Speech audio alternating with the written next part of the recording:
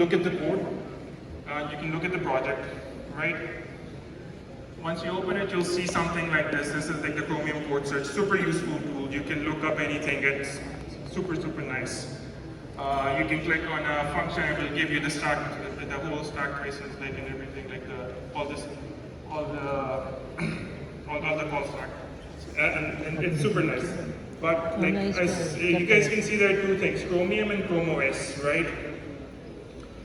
I just mentioned before this that when you start up Chrome OS, the first thing it does, it runs Chromium, right?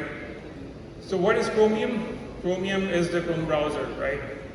So Chrome OS, so the reason that we have these two different repositories is that the Chromium OS is the repository that has the platform-specific code. So if you have a Chromebook, it has certain hardware, right, and has certain firmware, so you need like code for that hardware and firmware and some startup specific code. Whereas Chromium repository is basically also the repository that you have for the Chrome browser. So like when you're writing code for Chrome OS, you're basically writing code in the Chrome browser, right? And yeah, let's go ahead. So two fundamentals, I just put like 2 slides on this. This can be like a 100-page presentation or even a book about how you do development, but like I'm just giving you guys like a very brief introduction on how we write code. So we have like a front-end component. I'm going to go to the next slide. So you see on the right side you have some. I've opened the settings page, right, and on the left side you have the Chrome browser process. So on the right side, all of the code that you write on the right side is still JavaScript. So we usually write it in Polymer, OLED, which is like a web components library, right, and it's written in TypeScript. The backend code is actually written in C++. Now you guys would be thinking, okay, how can you write C++ code and make it communicate with like JavaScript code? That doesn't match. Don't you need a web server in there, right? So what we do here, because the Chrome browser is a binary, is a separate process, and what you see on the right side with the JavaScript and everything is a separate process. How they communicate with something called inter-process communication. You guys might have read about it or learned about it in your operating systems course. But usually there's an abstraction over like this inter-process communication called Mojo, and we use it.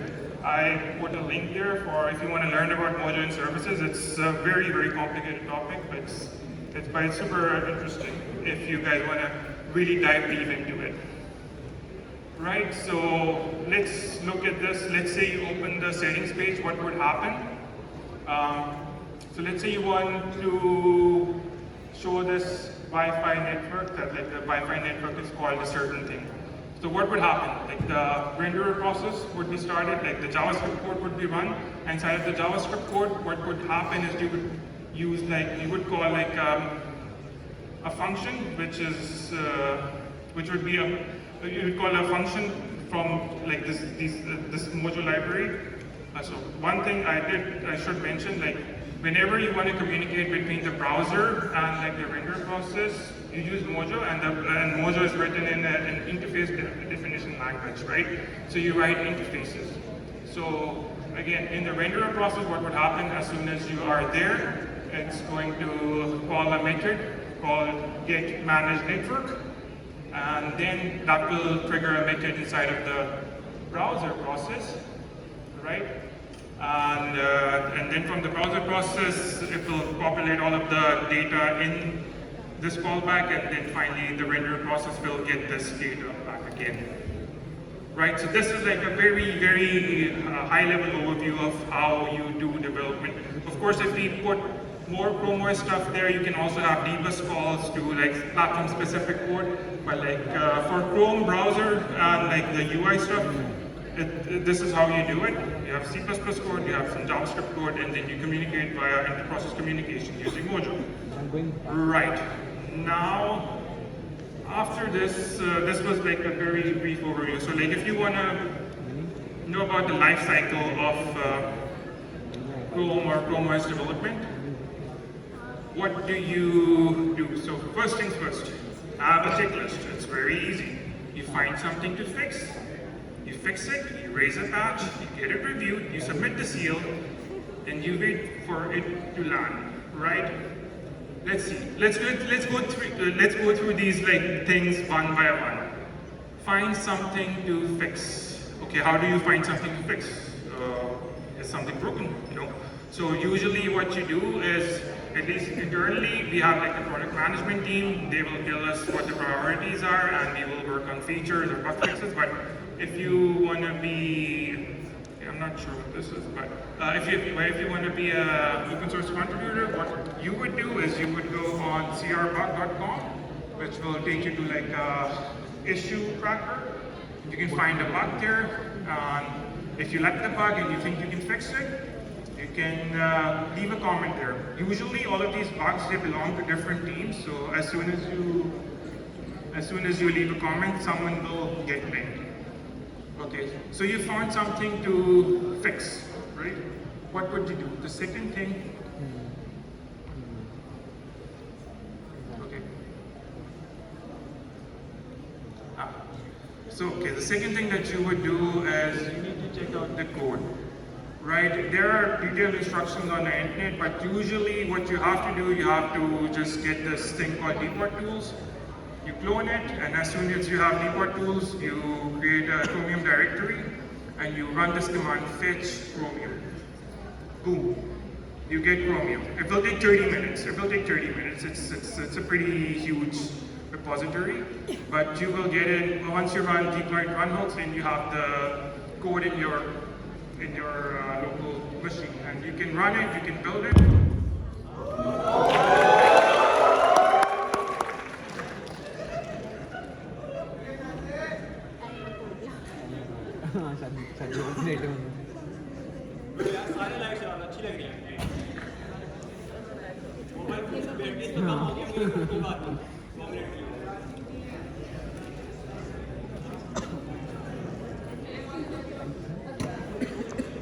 आपने इनसे introduction कर लिया कि नहीं? इनसे हाँ introduction हुई।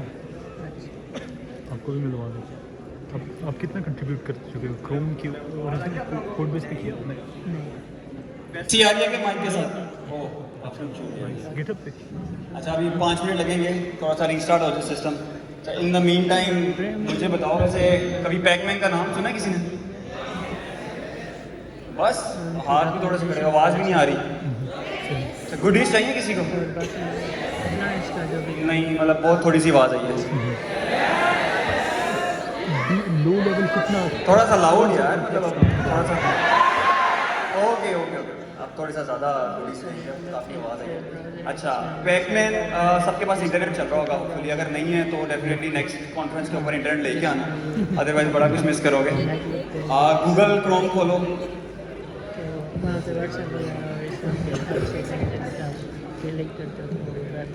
ओह वैसे यार सेशन स्टार्ट हो गया, गेम ज़रूर खेलेंगे लेकिन after the session, just give me 2 to 5 minutes.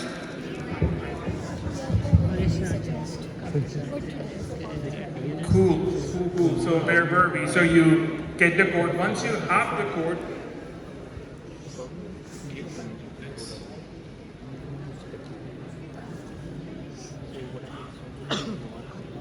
okay, technical difficulties.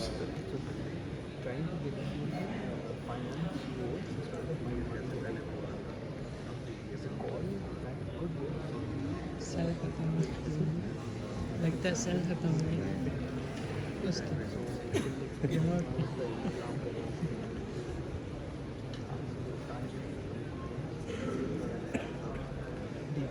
Cool. So once you have the code, what you do is you make your changes, you fix the thing, you run pre-submits. What are pre-submits? Pre-submits are basically scripts that are run right before your code can be uploaded to Garrett, and I'll explain what Garrett is in a second. So what these pre-submits check is basically they check if if there are any like linting errors, if you're using any banned dependencies or stuff like that, right? So now, as soon as your pre-submit's passed, you can upload it, and once you upload it, it will create a change list on Gerrit. Now, what is Gerrit? Gerrit is this open source code review tool that we use for open source development. It's used for Android, it's used for Chrome, and it's also used for Chrome OS. Right, so there are different aspects or like different things. So you see something like CQ build part status, free status, and I'll go through them one by one. So what is important first of all is like as soon as you create a change list, that's what we call PRs, you have to mention the bug and the test that you've written for it, the bug which would be the bug number, in that case would be this your bug number that you picked up. And as soon as you basically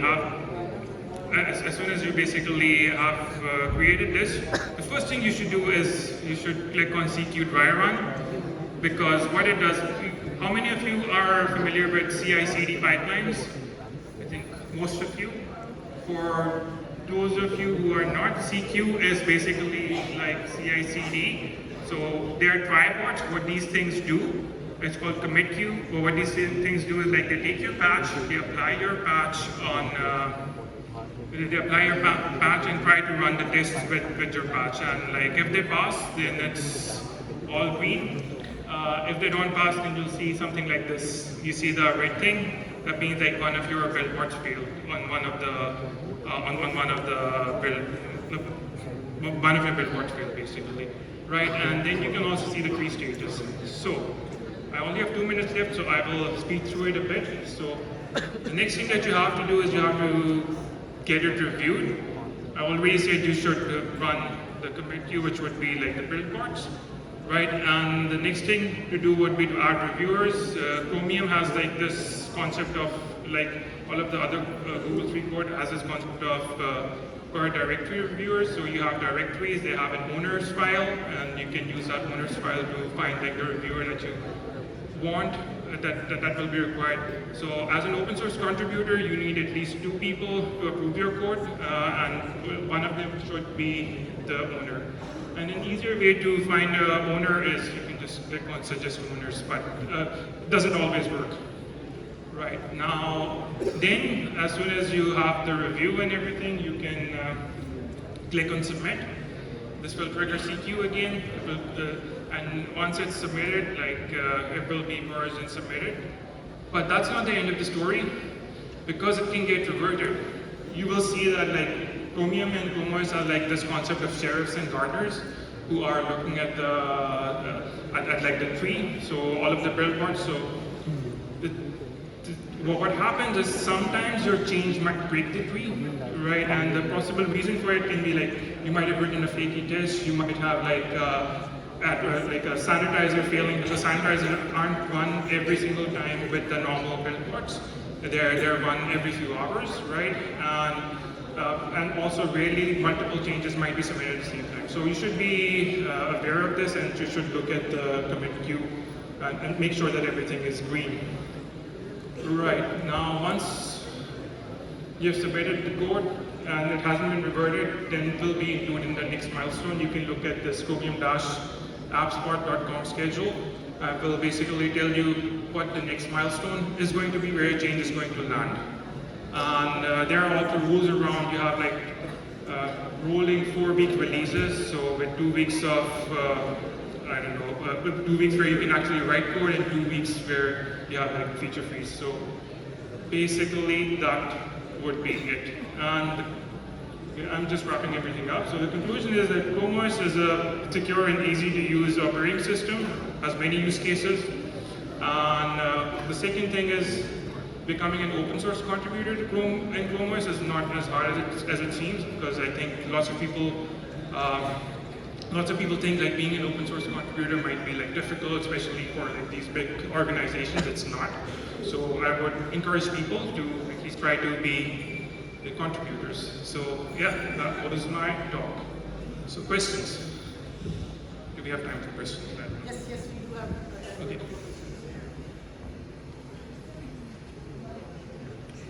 Okay, anyone. Sir with the great jacket. What is the difference between Gerrit and GitHub? What is the That guy.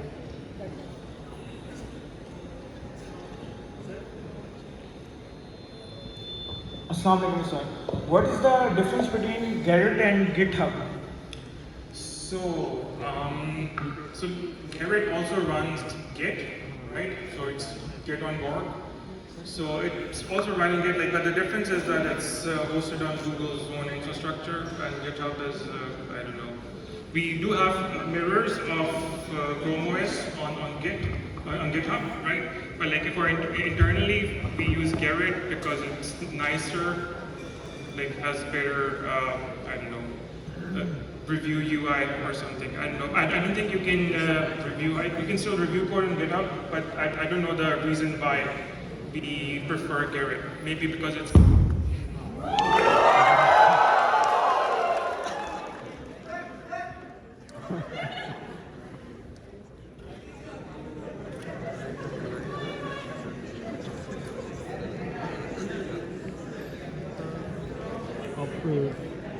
Yeah, it's not a Google event if there's no technical issues.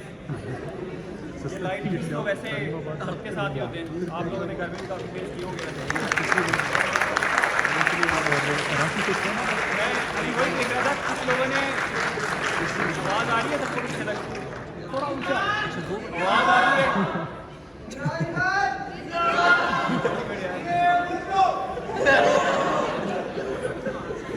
कोई बात नहीं कभी कभी technical issues आ जाते हैं और light के issues तो चलते ही रहते हैं वैसे कुछ लोगों ने तो मुझे लग रहा था कि पहले से ही पैकमैन खेलना शुरू कर दिया राइट गुड आप लोगों के पास ज़्यादा टाइम है जल्दी जीत सकते हो और काफ़ी गुडीज़ हैं हमारे पास देने के लिए और स्टार्ट करो साथ साथ और वॉल्यूम फुल कर दो मोबाइल का वॉल्यूम फुल होना चाहिए वो लाइट भी आ गई लगता है अभी नहीं जीतोगे। हाँ गिव अवे भी कह रहे हैं ज़रा हमारे पास ही रहना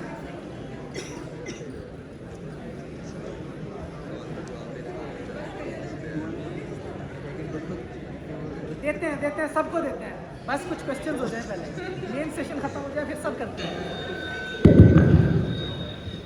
अच्छा तो we had one more question हो गया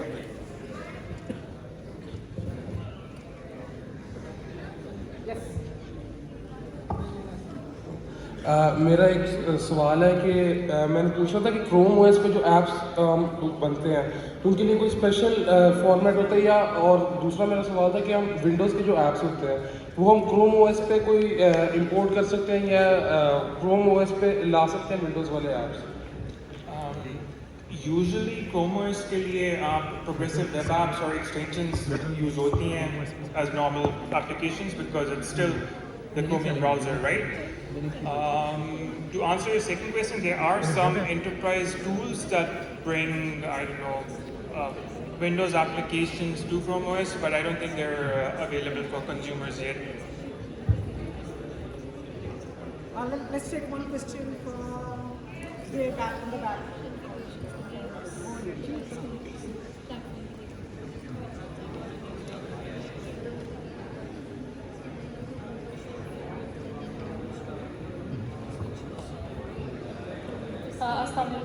So basically my question is that for like Microsoft Windows is the most widely used operating system and then comes Apple's Mac OS which basically has like an executive feel to it.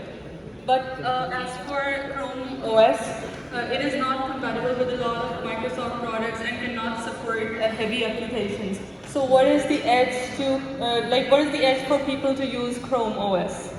I would say speed and security and stability. So right now, I mean, it's much easier to use, Chrome OS is much easier to use compared to Windows or Linux, right? And it's very fast and it's very secure. So there have been zero reported malware, I don't know, installations on Chrome OS. That's, I read it somewhere, don't quote me on that, but like, yeah.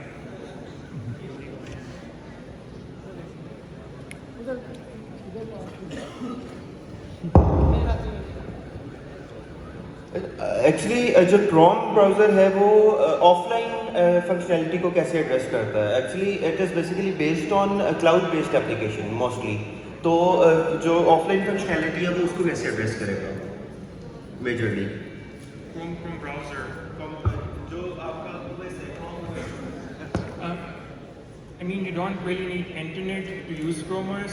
Everything is saved on your local device. So it's a proper operating system. You have file storage and everything, so you can save files. You have a disk, you have an SSD and everything. So